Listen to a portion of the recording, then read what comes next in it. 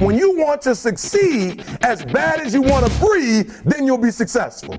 And I'm here to tell you, number one, that most of you say you want to be successful, but you don't want it bad. You just kind of want it. Work ethic eliminates fear, So if you put forth the work, then what are you fearing? You know what you're capable of doing, what you're not. If you put your mind to doing whatever you want to do, good things can happen. Because limits, like fears, are often just an illusion.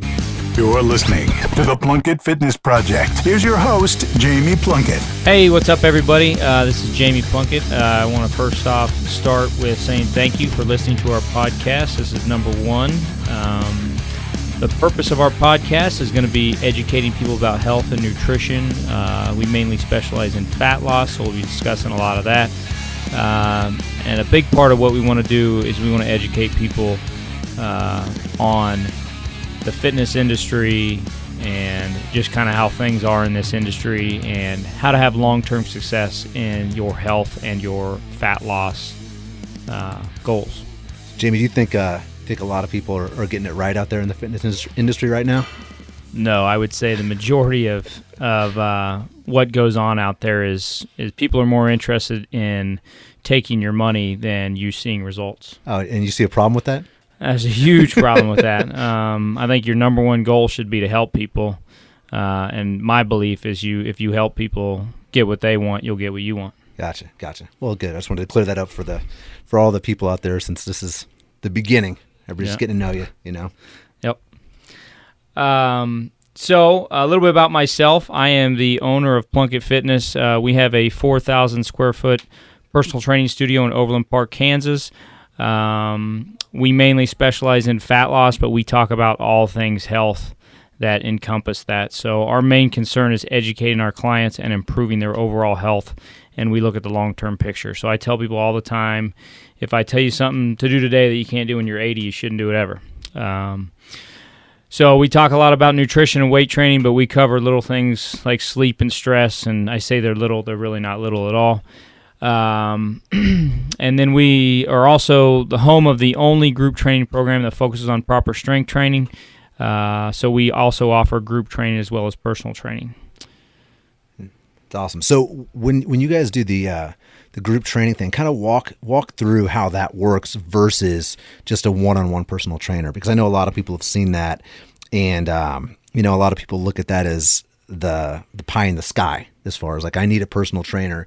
And what would you say to somebody that came in and said, I've been working with a personal trainer for the last 6 months, what's the benefit of a group training session or a group training package versus that? Big thing you're going to get is, number one, you get a group of people to work out with. So you have people to help keep you accountable. And most of the times what we see is people come in and they're getting personal training somewhere else. They come into our group program, and within a week they're telling us how they're receiving a better service in our group than they ever did one-on-one. So the way we try to set up our group is we try to train our clients in our group the exact same way as we do our one-on-one clients. And what sets us apart is we have enough equipment to train 24 people at once, that we train exactly the way we would with one-on-one training. So we have plenty of squat racks, bars, pull downs, rows, all that stuff. So you're not waiting on equipment, and you're not substituting exercises for the ones you should be doing because you don't have the proper equipment to do it. Right. So we've really invested our time and our money into our equipment and our education to be able to train our clients properly in a group setting. That's awesome. So you've been talking about this a lot, and like, again, since this is the first podcast, how long have you been doing this? And kind of explain, why should these people be listening to you? Why should anybody care what Jamie Plunkett has to say about fitness and nutrition? What got you into this industry? And kind of give us the roadmap of where you started and how it shaped where you are now and what you're doing now with your own gym.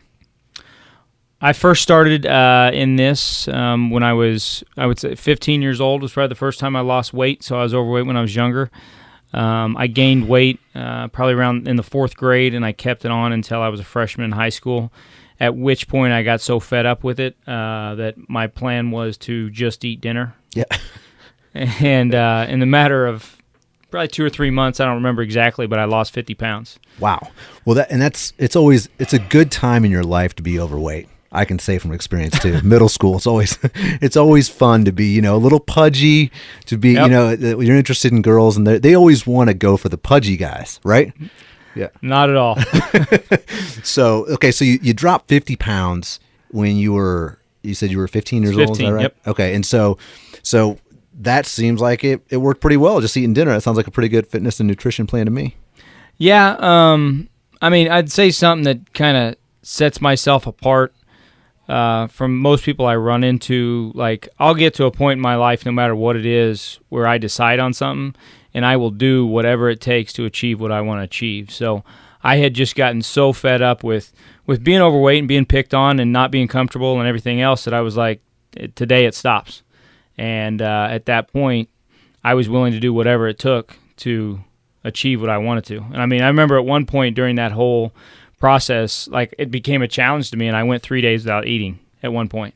So I mean, you could even say it was kind of some anorexia at some point, but it wasn't intentional. I didn't even know what anorexia was probably at that point. Yeah, but, you're a 15-year-old kid, and back then it wasn't, they didn't name everything. Yeah. Yeah. Not to say back then like you're that old, but we're of a certain age where we're seasoned. Yeah, we were around before Twitter names, so that's interesting. So so you drop your 50 pounds, you're in high school at this point, and then where does that lead you? Well, I was very thin, so I was about 5'7", 135 at this point.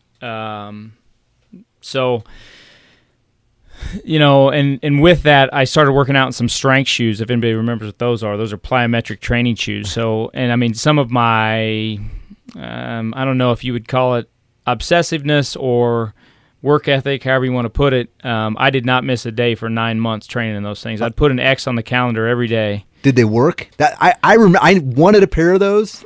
And first of all, did they work? Is my first question. Could you jump? Could you dunk? I could grab the rim at 5'7". Wow, this is also all of a sudden turned into an infomercial for strength shoes. The other thing that always reminds me of, and you have to be, I don't know, since it's been on in reruns and Hulu and stuff, if people remember, but the whole Seinfeld deal where George was going to sell strength shoes. Yeah, the Jimmy. That's what strength Jimmy shoes. can jump. That's right. George is getting angry.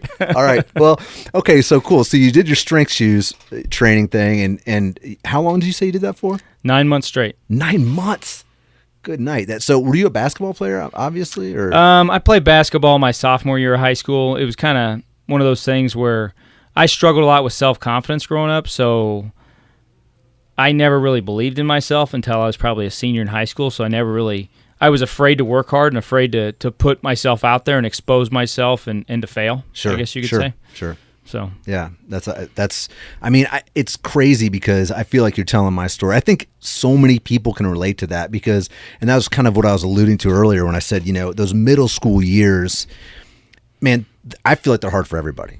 And it doesn't necessarily. I can't imagine doing it now with all the social media and all the pressure and stuff. But yeah, so you do your strength shoe training, you cut your weight, and this gets you. At what point did you decide, man, I think I need to figure out a better way to train to maintain? Is this just a process that's happening? You went through your starvation phase, then you went through your strength shoes phase, and then what was next for you? Well, the strength shoes were kind of part of the not eating thing, or reducing a lot of what I ate. But after that, my consistency kind of waned a little bit until probably my junior year when I was just lifting weights for football, and I still wasn't that dedicated to it. After my senior year of football, kind of ironic, kind of the worst time to do it, but that is a little late anyway. That's when I really got into weight training. I bought my first Flex magazine, which, if anybody doesn't know, that's a bodybuilding magazine. Read that thing front to back probably more than once. Looked at all the routines the guys were doing, the nutrition, all that kind of stuff. And that's when I really got into weight training, and that's when weight training really changed my life. At that point, I had no intention of going to college. Sure. I figured I'd just work some regular job out of high school. I wouldn't get a degree. I'd stay in my hometown. When I got into weight training and really started seeing my body change, that's when I really started believing in myself and believing that's really the first point in my life where I really believed that I could do anything I set my mind to. And then from there, I went to college, went to Emporia State University. I originally was a phys ed major. That didn't make it very long. Just wasn't something I was interested in long term. I found out quickly. So then I changed my major to health promotion, which is kind of a combination of worksite wellness, community health, exercise science, and I just kept getting deeper and deeper into it. I dieted again for the first time when I was 21 years old. Me and a bunch of friends were going to Padre Island for spring break. That'll motivate you. Yeah, so at that point I lost 40 pounds, got down to about 6% body fat, so fairly good shape, but still wasn't really getting everything figured out and making everything click. Jimmy, let me stop you really quick and ask you, what year did you graduate from high school? 2000. And the reason I'm asking that is because this was all.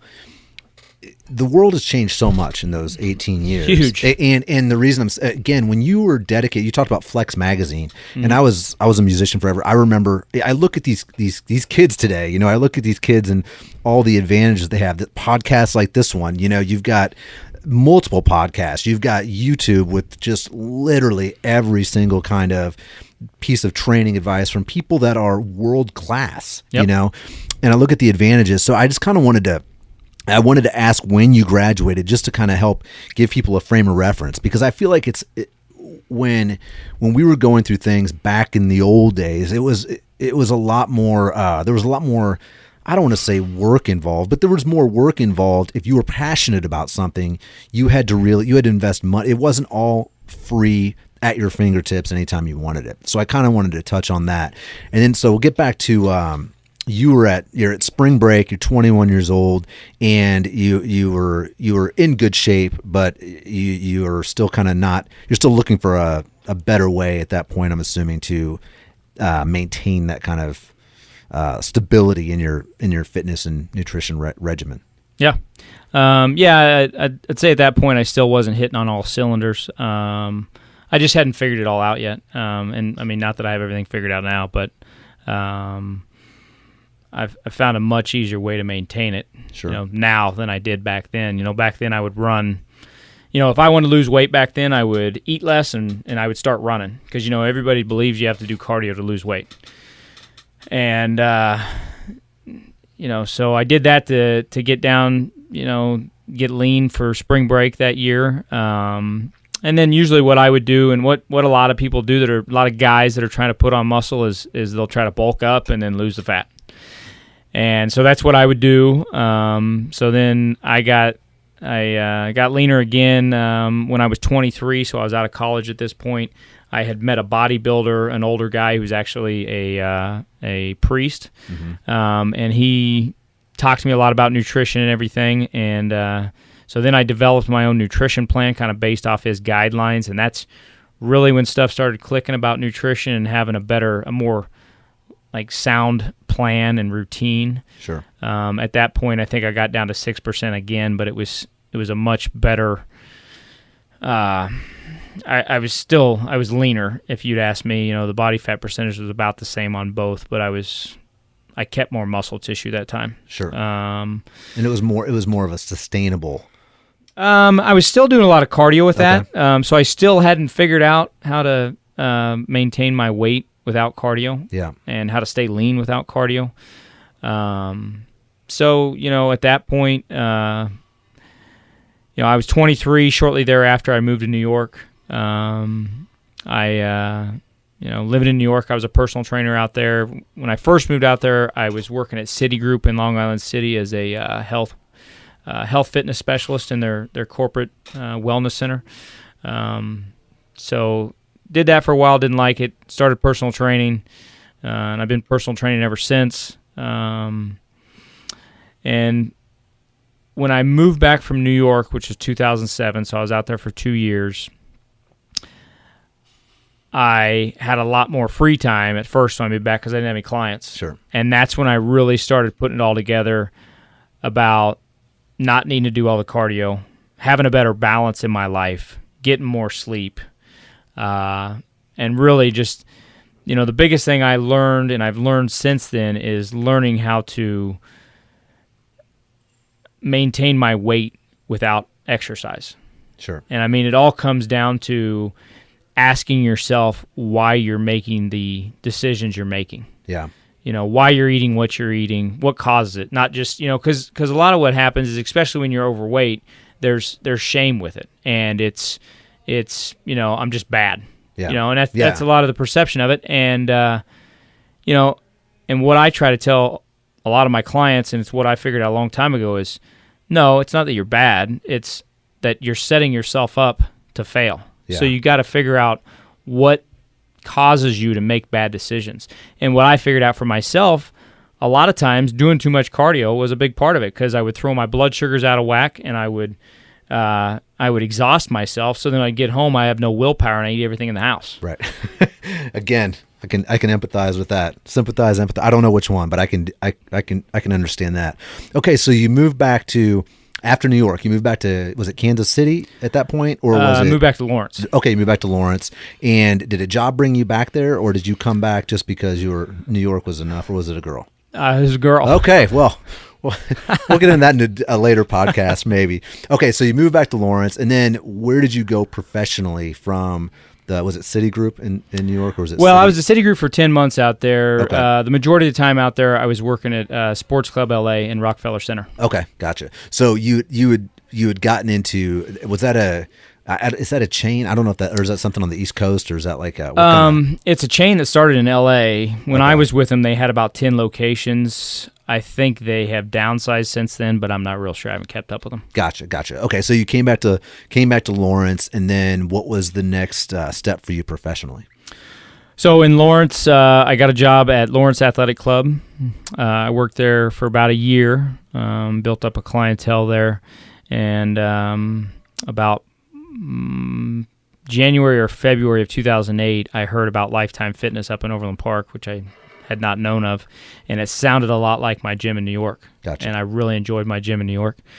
So at that point, I came up here, interviewed, got a job, started in March of 2008. Then I moved to Overland Park, worked there for about a year and a half. And at that point, they had a lot of things changing there, and a lot of turnover with the trainers. And at that point, I left and started my own business in August of 2009. That's awesome. Now, you started out training. Were you training out of where were you training out of when you left Lifetime? Did you have a gym, or did you go to people's homes and train them at home? No, I trained at a gym Okay. called Lawrence Athletic Club. Oh, gotcha. Okay. So they had a 5,000 square foot facility or so, 10,000 maybe. Okay. In Lawrence, where you would train their members. Sure. Oh, okay. Gotcha. So you did that, and then when did you? At what point did you say, you know what? I think I can do this better. I can do it different. I've got something here that I think is worthy of pursuing. Because the other thing, that when you go into business for yourself, I mean, not only you're not only looking at all the nutrition, what you're doing, but when you decide, I'm going to go into business for myself, especially when it's a facility like what you've got at this point, and it's not something you can start with $2,500. It's not a side hustle. I mean, you can do things to kind of build up, to ramp up, obviously, but that's its own animal right there. So at what point did you think, man, you know what, I need to do this? And what was the catalyst? What really made you? What was there one thing where you're like, man, that's it, I got to start my own place? Well, I mean, to be completely honest with you, we all kind of got ran off around that time. Gotcha. At Lifetime. And I mean, at the time, I wasn't happy about it, but now, hindsight, Sure. I'm glad it happened. Yeah. But what happened was I started there in March of 2008. The recession hit us pretty hard around September of 2008. My sales basically went down to a third. So I did $14,000 in sales in September of 2008. In December, I did $4,000. Oh, wow. And I mean, it improved a little bit from there. It was, a little bit better than that. from then until August.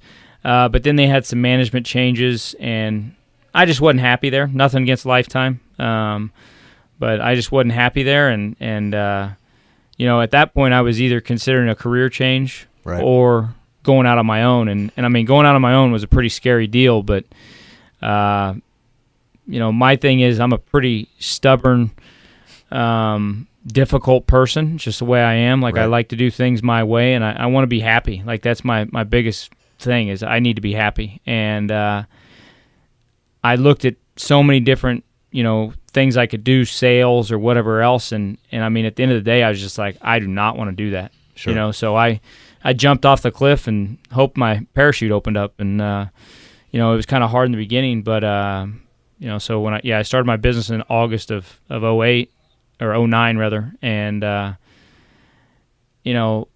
I pretty much still do it to this day, but I live my life pretty frugally, and what I do is I'll just take all my money from my business and I put it back into my business to make it grow. Sure. A lot of what I learned growing up was I don't ever want to have regret. Yeah. And because I have a lot of regret from my childhood, and so me putting everything I have into my business is me protecting myself from regret. If something doesn't work out, I want to be able to ask myself, no matter what it is, if a client leaves, if anything, I want to be able to ask myself if I did everything possible to succeed in that situation. And if the answer is no, I'm going to have a ton of regret. Yeah. Yeah. Well, that's interesting. So how long have you been at this facility? Because it's a beautiful place. You walk in here and it's just, you guys have got this set up really well. So when you go from training people at another gym to owning your own place, and you've got a staff of how many trainers at this point? Including myself, there's 6 of us. 6 trainers. I mean, and how many clients do you guys have right now? About 150. Yeah. So you've got quite a little thing going on out here. When did you actually move into this facility? And did you see things, were things ramping up before then? Were you bursting before then? Or did you kind of put yourself out there when you moved into this place? Well, we started here in January of 2012. At that time, I was running my group out of a place called Diamond Gymnastics down the street, and I was running my personal training business out of another gym off of 135th and Antioch. So I was kind of renting from 2 different places. And so at first, when I moved here in January of 12, I just had my group out front, and I was still running my personal training business out of another gym. And then I moved my personal training business into this facility in August of 2012. And actually, that was a reduction in rent from what I was paying. So my rent was actually higher when I was renting from 2 different places before I opened my own place. But I will tell you, at the time, I had a lot of hesitation with it, and I had a lot of fear with it, which now that I look back on it was kind of ridiculous and kind of unfounded. But so yeah, I mean, we were somewhat overwhelmed where we were, but there was just no room for, more so with Diamond Gymnastics where we ran our group, there was just no room for growth. Yeah. So, we moved here so we could offer more hours and keep our equipment here and continue to grow, basically. The biggest thing we try to do is educate and tell the truth. So about, the fitness industry. And the reason I do what I do is because I struggle with it for probably 10 plus years, and I wish somebody would have told me the things that I know now when I was younger, and I wouldn't waste so much time. So my number one goal with my clients and with this podcast is to save people the time and energy that I wasted over the years.